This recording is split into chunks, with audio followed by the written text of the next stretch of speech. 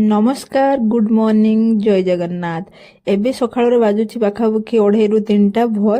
तो आमे समस्ते उठिकी जल्दी जल्दी रेडी होइकी गाड़ी रे मध्ये बसिकी आमे एबे बालेश्वर फाइनली पहुंची जाइछु। आउ एठी गुल्लूर भाई आ ता आपा को भी गाड़ी रे उठे नेछु।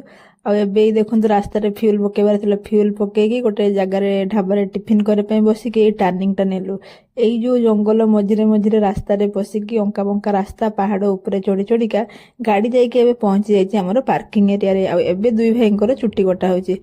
आ मेन कथा तो आपको कहली ना, आमे आसचु कुआडू, आमे आसचु एबे कपिलास कर दुई भाईंकर मानसिक थिला छुट्टी पकेया पई। ए जो रास्ताटा देखिले ए रास्ताटा जाउछि सीधा बाबांको पाखकु। जाइके एठी पूजा अर्चना कलु, तापर एठी दीप जळैलु। आ ये होछि देखंतु कपिलास रो मंदिर। तापर बुलाबुली सारिके आसिके जो महिमा गादी मठरे आसिके एठी मध्ये टिके बुलाबुली कलु। दीपर को बहुत ही भोक लागिथिला, आखि बुझिके जहा मिलिला फटाफट खाइदेलु। आ एबे आमे घर पई बाहरी पडिचु।